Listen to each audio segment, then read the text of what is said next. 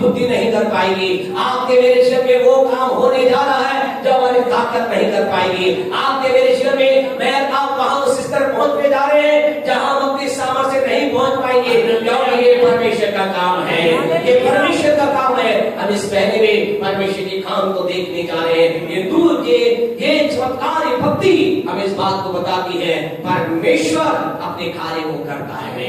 शुरू के अंदर तक हमें दिखाई नहीं देता। शुरू में अगर वो निर्गमन के 8वें 7वें अध्याय के अंदर उन चीजों को देखते और वो सोचते ये काम तो इनके भी हो रहा है, इन्होंने भी जल को क्या बना दिया, लहू बना दिया है, इन्होंने भी क्या कर दिया, इस देश को मेंढकों से भर दिया है। वो अगर वहां ये सोच के बोल दे, बोला कोई अंतर नहीं है, प्रभु के लिए खड़ा होना और प्रभु के लिए नहीं खड़ा होना से कोई अंतर नहीं है। अगर उस समय फिसल जाते, हम कई लोग फिसल गए हैं, कई लोग रुक गए हैं, कई लोगों ने सोचा बस ऐसा ही है, लेकिन आपसे कहना चाहते हैं वही क्या रहे, अड़े और खड़े रहे। आपके लिए परमेश्वर का हाथ आ रहा है, परमेश्वर की सामर्थ आ रही है, परमेश्वर के हाथ को दिखाने वाला है। और आप कहेंगे प्रभु ऐसा क्यों करता है? तीसरी बात इस वचन से हम सीख सकते हैं। निकाले 10वां अध्याय सीखा, निर्गमन के 10वें अध्याय को निकाले जल्दी से और उसकी जल्दी से पहली आयत को पढ़े। क्यों परमेश्वर ऐसा करता है? क्यों परमेश्वर कई बार आपके मेरे लिए चमत्कार करता है? क्यों परमेश्वर आपके मेरे लिए अद्भुत कार्य करता है? पढ़े 10 का आयत। फिर यहोवा ने मूसा से कहा, हाँ जी, फिरौन के पास जा, फिरौन के पास जा, क्योंकि मैं ही ने उसके और उसके कर्मचारियों के मन को इसलिए कठोर कर दिया है कि अपने चिन्ह उनके बीच में दिखाए। परमेश्वर आपसे कहना चाहते कई बार परमेश्वर अद्भुत काम करता है, सामर्थ्य काम करता है, किससे? ताकि लोगों को ये बताना चाहता है ही इज सुप्रीम। वो बताना चाहता है चमत्कार करने वाला मैं ही हूँ, अद्भुत करने वाला मैं ही हूँ, सामर्थ्य करने वाला मैं हूँ। या खुदा क्या कह रहा है? खुदा कह रहा है जाकर फिरौन से जाके बोल दे मैंने इसके मन को क्या किया है, कठोर किया है। क्यों किया? क्योंकि मैं चमत्कार दिखाना चाहता हूँ। आपसे कहना चाहते हैं हमारे जीवन में परमेश्वर अपने नाम को सामर्थ्य कहे अपने पावरफुल सामर्थ्य को बताने के लिए कि मैं ही सर्वशक्तिमान हूँ, मैं ही सामर्थ्य हूँ, मैं ही अद्भुत करने वाला। वो क्या करता है? एक को कठोर कर देता है और दूसरे के लिए आशीष खोल देता है। यीशु के नाम से हमें कहते हैं आपके लिए आशीष का द्वार खुल जाए। यीशु के नाम से आपके लिए आशीष का द्वार खुल जाने पाए, आपका मन कठोर ना होने पाए। कई बार व्यक्ति जीवन के अंदर अपने मन को कठोर कर देता है, पाप के कारण से अपने मन को मजबूत कर लेता है, पाप के कारण से खुदा की बात को समझने से इनकार करता है, पाप के कारण से अपने जीवन के अंदर परमेश्वर की सामर्थ को अलाव नहीं करता। और वो क्या है? अपने दीनता के अंदर अपने पाप से दीनता बना रहता है। और खुदा कहता है मैंने इसके मन को कठोर किया। वास्तविकता क्या? उसके पाप उसके मन को कठोर करते हैं। आज की सुबह आपसे कहना चाहते हैं खुदा के लोगों, आइए हम जो परमेश्वर के पवित्र लोग हैं, हमारे जीवन के लिए खुदा कह रहा है मैं इस महीने के अंदर तुम्हारे जीवन के अंदर कुछ अद्भुत बात करने जा रहा हूँ। और परमेश्वर क्या करेगा? परमेश्वर अपने हाथ को दिखाएगा, परमेश्वर अपने चमत्कार को दिखाएगा। आज हम लास्ट में प्रार्थना करके ये दुआ करेंगे परमेश्वर आपके जीवन के हर एक क्षेत्र में अपने चमत्कार को प्रकट करे। और आज की सुबह आपके जीवन में चमत्कार को आप देखने पाएंगे। आप कहेंगे ये सारी बातें परमेश्वर करता क्यों है? हम इसे वचन के दूसरे हिस्से को पर आके आपसे बातचीत करना चाहते हैं। परमेश्वर सारी बातें करता क्यों है? वो चाहता क्या है? इन सारी बातों के बीच में चाहता क्या है? आप कहेंगे परमेश्वर चमत्कार कर रहा है, आप कहेंगे परमेश्वर दुष्टों के जीवन के अंदर विपत्ति को आने अलाउ कर रहा है, एक तरफ व्यक्ति समस्या में जा रहा है, एक तरफ व्यक्ति आशीष में जा रहा है। इन सारी चीजों के पीछे what is the main reason? परमेश्वर करता क्यों है? परमेश्वर चाहता क्या है? क्या ये सारा चीज करके परमेश्वर आपका धन चाहता है?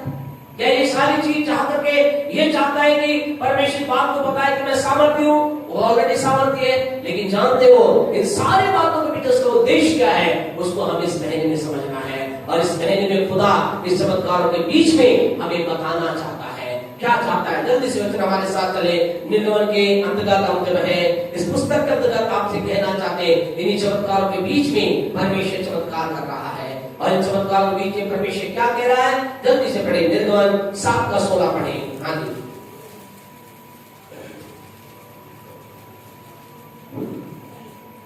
और मुझसे इस प्रकार कहना, हाँ जी, प्रियों के परमेश्वर यहोवा ने मुझसे यह कहने के लिए मेरे पास भेजा है हाँ कि जी, मेरी प्रजा के लोगों जाने दे, मेरी प्रजा के लोगों को जाने दे, जिससे वे जंगल में मेरी उपासना करे, और अब तक तूने मेरे कहना नहीं माना। और वो जंगल में मेरी उपासना करे। आपसे कहना चाहते हैं, सारी बातों के पीछे परमेश्वर का एक ही उद्देश्य है। वो चाहता है आप उसके साथ बने रहें, आप उसकी उपासना करें, आप उसकी आराधना करें। वो केवल एक व्यक्ति को नहीं, वो एक टीम को चाहता है, एक समूह को चाहता है, एक देश को चाहता है। उसकी एक ही इच्छा है, वो एक ही डिजायर उसकी। वो कहता है, मैं इनके लिए चिन्ह करूंगा, मैं इनके लिए चमत्कार करूंगा, मैं इनके बंद दरवाजे खोलूंगा, मैं इन्हें चमकाई दूंगा, मैं इन्हें छुटकारा दूंगा, सब कुछ ले दूंगा। और इसके बदले मैं केवल एक बात चाहता हूं, ये लोग क्या करें, मेरी आराधना करें। परमेश्वर आपसे प्यारे परमेश्वर को सुप्रीम चीज एक ही चाहता है कि आप अपने आप को उसके साथ बनाए रखें। अगर आप उसके साथ बनाए रखेंगे, इस महीने में आपको कहना चाहते हैं खुदा के लोगों, और आने वाले प्रत्येक दिन की आपके लिए कहना चाहते हैं, आप एक के बाद एक चमत्कार के बाद चमत्कार को देखते जाएंगे। आपके पास चमत्कारों की गिनती 1 2 3 गिनते जाओगे, खत्म नहीं होगी गिनती।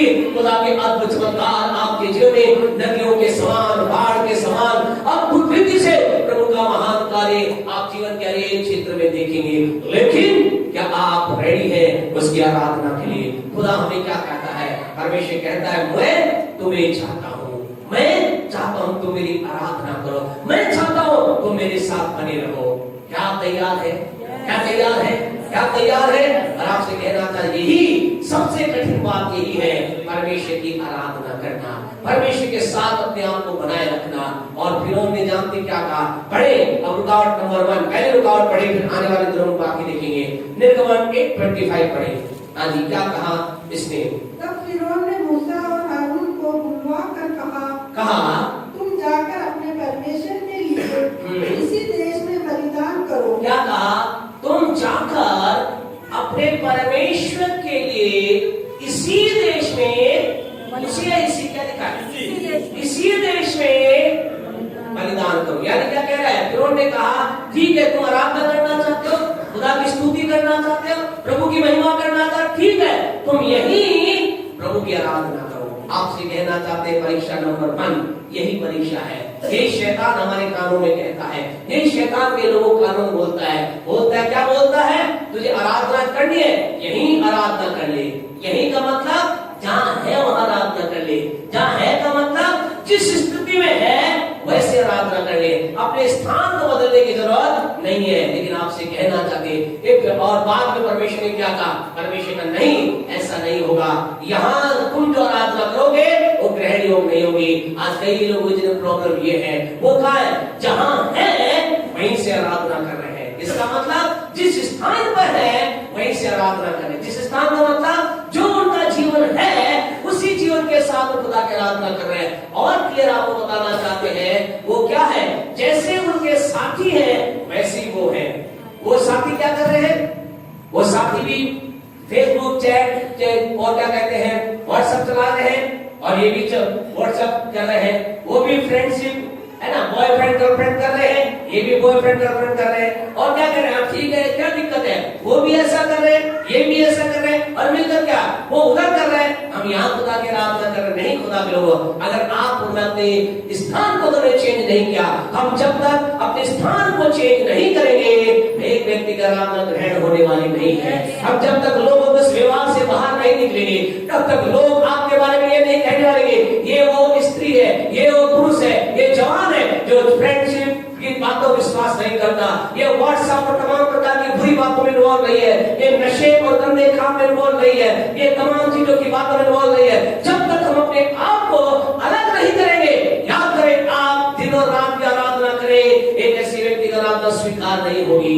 कब खुदा ग्रहण करेगा? जल्दी से वचन निकाले, 2 Corinthians 6:17, 2 Corinthians 6:17। आज की सुबह आपसे महत्वपूर्ण बात कर रहे हैं। खुदा कह रहा है, मैं चाहता मेरे लोग मेरी आराधना करें, और जब लोग मेरे साथ अपने आप को कनेक्ट करेंगे, मैं उनके जीवन में आशीष दूंगा, मैं उनके जीवन में चमत्कार दूंगा, मैं उनके जीवन में बरकत दूंगा। लेकिन उन्हें आराधना के लिए शैतान कह रहा है, यही मेरी आराधना करो, हमें वहां आराधना नहीं करनी है। पढ़े 6:17, क्योंकि हम उन पौधों के समान नहीं। 2 Corinthians 6:17। हाँ जी, पढ़े। सुनिए प्रभु क्या कहता है, इसलिए प्रभु कहता है, डेनिस नहीं कहता कि आप तो पास्टर साहब हमें बोल रहे हैं, नहीं, कौन कहता है? प्रभु कहता है। क्या कहता है जी? उनके बीच में से उनके बीच में से निकलो। उनके बीच में से निकलो मतलब ये नहीं कि आप में कुछ कहे ना, मारा उनको बात के पास साहब क्या नौकरी छोड़ दूं क्या? नहीं, नौकरी मत छोड़ना, काम मत छोड़ना। उनके बीच से निकलो मतलब है उनके से काम करना, उनके से जो व्यवहार है, उनका से जो काम है, उनके से जो काम जो है, उनके से काम करने में काम से क्या करो? निकलो। तो क्या होगा? और अलग रहो। और अलग रहो। और अशुद्ध वस्तु को मत छुओ। मत छुओ अशुद्ध वस्तु। अशुद्ध वस्तु जानते ना क्या? अशुद्ध वस्तु है ना? अशुद्ध वस्तु क्या है? गाय का गोबर, इसका गोबर अशुद्ध वस्तु है? नहीं, आप जानते हैं अशुद्ध वस्तु क्या है? जानते ना? अशुद्ध वस्तु समझते क्या है? जानते ना? वो हर एक चीज अशुद्ध है जो आपके शरीर को नाश करती है। वो हर चीज अशुद्ध है। वो हर एक चीज जो आपके शरीर को नाश करती है वो अशुद्ध है। तो आप समझ जाते हैं, ज्यादा समझदार है। हाँ जी, अशुद्ध वस्तु मत छुओ। तो मैं तुम्हें तो मैं, कौन कह रहा है? परमेश्वर बोल रहा है, पास्टर बोल रहा है, कौन कह रहा है? खुदा कह रहा है। तब मैं तुम्हें ग्रहण करूंगा, तब मैं तुम्हें रिसीव करूंगा, तब मैं तुम्हें गले लगाऊंगा, तब मैं तुम्हारे साथ होऊंगा। और ऐसा लिखा, तुम मेरे लोग होंगे, मैं तुम्हारा परमेश्वर होगा, और तब मैं तुम्हें चला फिरा करूंगा। हालेलुया। आपसे कहना चाहते हैं खुदा के लोगों, आज की सुबह हमें समझना है, हमारा खुदा हमें हमसे डिमांड कर रहा है आराधना की। खुदा कह रहा है मुझे लोग चाहिए जो मेरी आराधना करें, लेकिन वो नहीं जो अपनी जगह पर टिके हुए हैं। क्या कहा उसने? क्या कहा वहां पर? फिरौन ने क्या कहा 8:25 में? ठीक है तुम आराधना करना तो कर लो, लेकिन क्या यही करना, इसी देश में करना। यानी जैसे चारों तरफ के लोग हैं उसी रीति से बने रहो, जैसा ये करते हैं तुम भी करते रहो और मेरी आराधना भी करो। लेकिन क्या कहा खुदा ने? मूसा ने क्या कहा? नहीं, ऐसा नहीं हो सकता, हम यहाँ नहीं करेंगे। अगले संडे हम एक दो बातें और देखेंगे। आराधना का हमें कहाँ जाना है, आराधना में फर्स्ट प्रायोरिटी हमारी क्या होनी चाहिए? हमें उनसे बाहर निकलना है। क्या आप निकल गए हैं? क्या आप उन लोगों के व्यवहार से बाहर निकल गए हैं? क्या अभी भी आपके बॉयफ्रेंड गर्लफ्रेंड और तमाम प्रकार की नशा और चीजें अभी भी आपकी शामिल है? यदि शामिल है तो आपसे कहना चाहते हैं घुटनों में क्या लेट कर भी आप आराधना करें ना, ग्रहण होने वाली नहीं है। क्यों? क्योंकि खुदा कहता है जब तक तुम निकलोगे नहीं मैं ग्रहण नहीं करूंगा। और जब तक खुदा ग्रहण ना करे ये आपके जन्म में मेरे जन्म में उन आशीषों को हम देख नहीं पाएंगे। आज दुख की बात यह है व्यक्ति दुनिया का हर चीज प्राप्त करने बहुत प्रयास करता है, अच्छी बात है, लेकिन हम खुदा के लिए कुछ बात करने के लिए अपने आप को दें।